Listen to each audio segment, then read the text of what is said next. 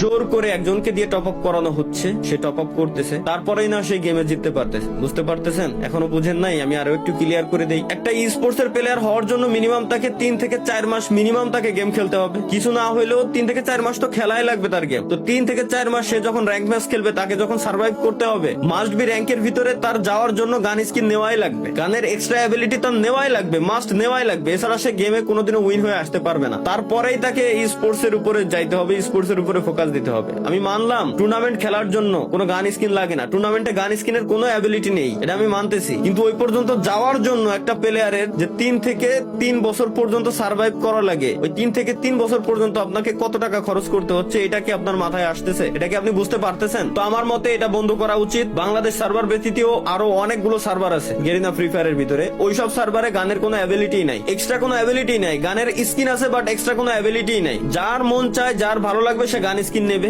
যার মন চায়, যার ভালো লাগবে সে গাড়ির স্কিন নেবে, কারের স্কিন নেবে, বাইকের স্কিন নেবে, কোনো সমস্যা নেই। কিন্তু একজনকে দিয়ে জোর করে কিনায় পে টু উইন বানানোর কোনো মানে হয় না বলে আমি মনে করি। তো দিন শেষে আমাদের সকলেরই আসলে এই ব্যাপারে স্টেপ নেওয়া উচিত, না হলে ভবিষ্যৎ যে প্রজন্ম আসতেছে ওরা ধ্বংসের মুখে ধ্বংস হয়ে যাবে বলে আমি মনে করি। এটা ছিল হচ্ছে আমার দ্বিতীয় পয়েন্ট। আশা করি আপনারা যথেষ্ট বুদ্ধিমান, যথেষ্ট পরিমাণে ভালো বুঝেন, আপনাদেরকে এত বোঝানোর কিছু নেই, আপনারা বুঝে গেছেন যে আমি কি বলতে চাচ্ছি মূলত। এবং হ্যাকার ব্যান করার জন্য ভাই বেশি কিছু লাগে না। ফ্রি ফায়ার ব্যতীত যতগুলো মোবাইলের ব্যাটেল রয়্যাল গেম আছে, প্রত্যেকটা ব্যাটেল রয়্যাল গেমস ইমুলেটরে খেলা যায়। ওই প্রত্যেকটা ব্যাটেল রয়্যাল গেমস ইমুলেটরে খেলার সময় আপনি একবার জাস্ট হ্যাক ইউজ করে দেখেন না, আপনি গেমেই ঢুকতে পারবেন না। গেম খেলা তো দূরে থাক, আর গেমে যদি কোনোভাবে ঢুকেও যান, ইনস্ট্যান্ট ম্যাচের ভিতরে থাকা অবস্থায় আপনার আইডি ব্যান হয়ে যাবে ইমুলেটর সহকারে। তাহলে ফ্রি ফায়ার কেন পারতেছে না? এই হ্যাক গুলো কারা আনতেছে, কারা সেল করতেছে? এই হ্যাকের যে সোর্স কোড গুলো, এই সোর্স কোড গুলো আসতেছে কোথা থেকে?